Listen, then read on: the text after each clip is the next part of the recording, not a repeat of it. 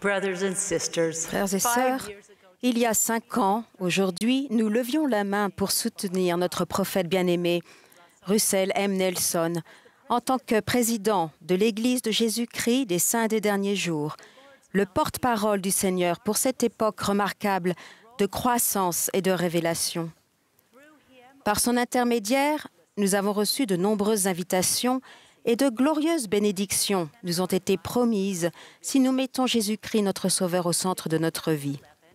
En 2011, alors que mon mari et moi étions dirigeants de mission à Curitiba, une belle ville du Brésil, mon téléphone a sonné au cours d'une réunion.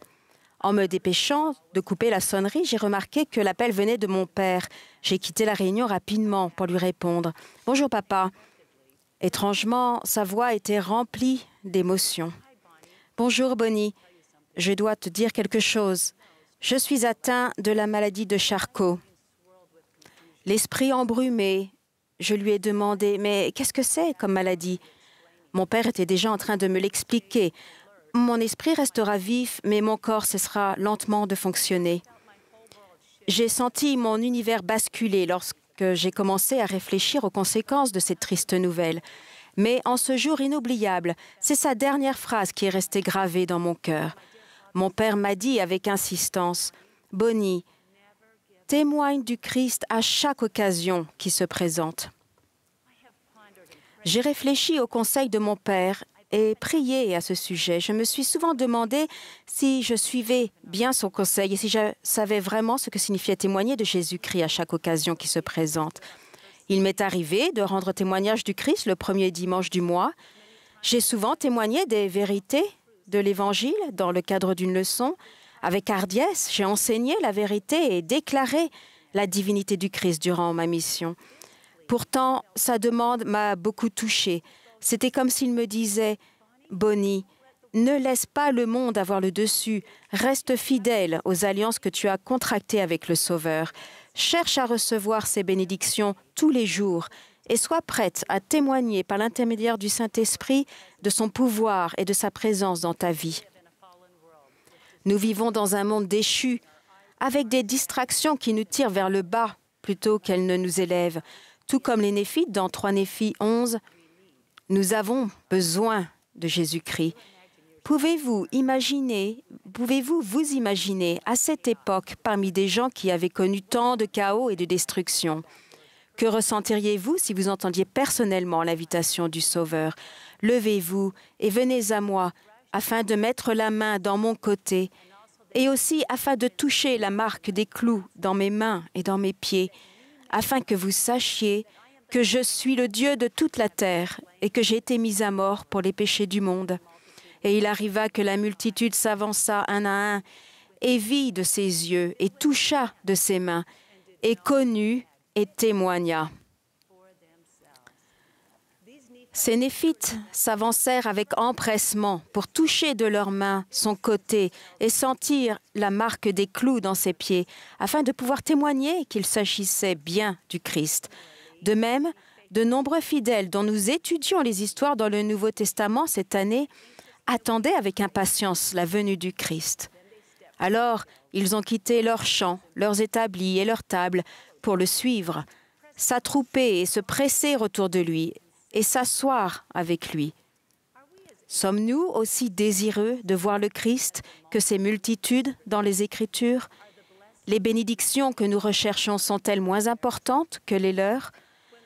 Lorsque le Christ a rendu visite en personne aux Néphites dans leur temple, il ne leur a pas demandé de se tenir à distance et de le regarder, mais de venir le toucher, de sentir par eux-mêmes qu'il est réellement le Sauveur de l'humanité.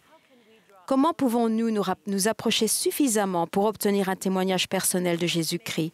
C'est peut-être en partie ce que mon père essayait de m'apprendre, même si nous ne sommes pas aussi près du Christ que les personnes qui ont marché avec lui pendant son ministère dans la condition mortelle. Nous pouvons, grâce au Saint-Esprit, jouir de son pouvoir chaque jour, autant que nous en avons besoin. Les jeunes filles du monde entier m'ont beaucoup appris sur la manière de rechercher le Christ et sur le témoignage personnel et quotidien de lui qu'on peut recevoir. Je vais parler de la sagesse de 2 d'entre elles. Livy a regardé la conférence générale toute sa vie. En fait, sa famille et elle regardent traditionnellement les 5 sessions ensemble. Par le passé, pour Livy, suivre la conférence se résumait à gribouiller ou à faire une sieste involontaire de temps à autre. Mais la dernière conférence générale d'octobre a été différente. Elle a vraiment touché.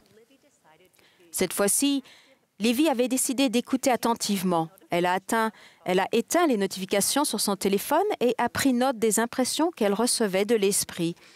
Elle a été stupéfaite de ressentir les choses précises que Dieu voulait qu'elle entende et qu'elle fasse. Cette décision a changé sa vie presque immédiatement. Quelques jours plus tard, ses amis l'ont invitée à voir un film inconvenant. Elle a dit « Les paroles et l'esprit de la conférence me sont revenus à l'esprit et je me suis entendue refuser l'invitation. » Elle a également rendu témoignage du Sauveur dans sa paroisse.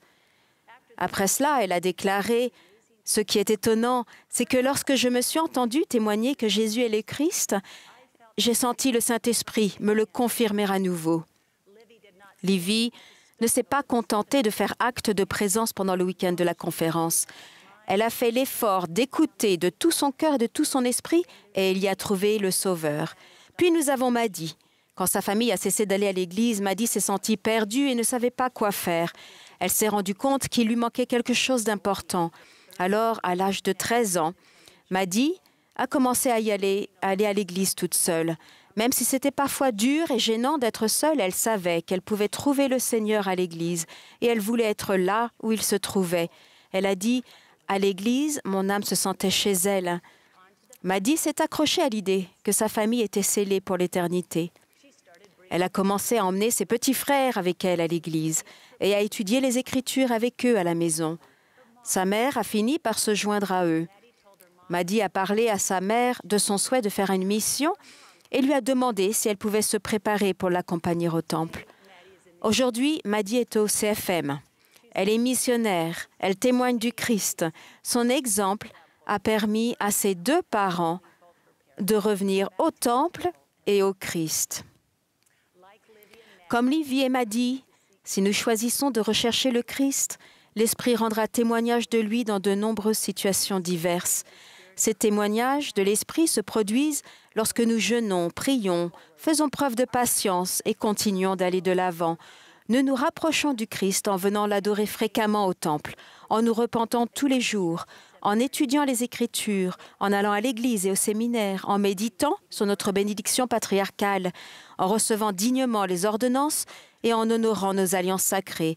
Toutes ces choses permettent à l'Esprit d'éclairer notre esprit et nous procurent une protection supplémentaire. Mais les considérons-nous comme des occasions sacrées de témoigner du Christ? Je suis allée au temple de nombreuses fois, mais quand je viens adorer Dieu dans sa maison, j'en ressors différente. Parfois, pendant mon jeûne, je ne ressens pas grand-chose, mais parfois j'en retire un grand bienfait spirituel. Il m'est arrivé de marmonner des prières répétitives et routinières, mais je suis également venue avec le grand désir de recevoir des conseils du Seigneur à travers la prière. Il y a du pouvoir dans le fait de se livrer à ces habitudes sacrées, non comme une liste de tâches à accomplir, mais davantage comme des témoignages à rechercher. Cela se produira progressivement en participant activement et quotidiennement à des expériences significatives avec le Christ. Si nous approfondissons ces enseignements et les appliquons constamment, nous obtiendrons un témoignage de lui et édifierons une relation avec lui et notre Père céleste. Nous commencerons à devenir comme lui. L'adversaire fait tellement de bruit qu'il peut être difficile d'entendre la voix du Seigneur. Notre monde, nos difficultés, notre situation personnelle ne s'apaiseront pas, mais nous pouvons et devons avoir faim et soif des choses du Christ pour l'entendre avec clarté. Nous devons développer une sorte de mémoire musculaire de ce que signifie être véritablement un disciple et un témoin. Cette mémoire nous permettra de prendre chaque jour conscience de l'importance de nous appuyer sur notre Sauveur. Mon père est décédé depuis plus de 11 ans maintenant, mais je l'entends encore me dire « Bonnie, témoigne du Christ à chaque occasion qui se présente. » Je vous invite à accepter comme moi son conseil. Recherchez le Christ partout. Je vous promets qu'il est là. La joie véritable repose sur notre disposition à nous rapprocher du Christ et à être nous-mêmes des témoins. Nous savons que dans les derniers jours, tout genou fléchira et toute langue confessera que Jésus est le Christ.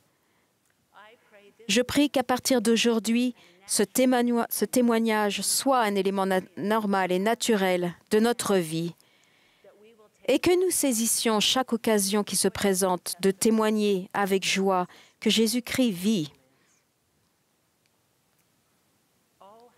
Oh, combien je l'aime!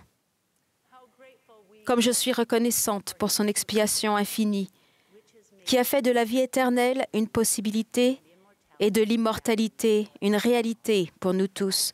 Je témoigne de la bonté et de la grande gloire de notre Sauveur en son nom sacré, celui de Jésus-Christ. Amen.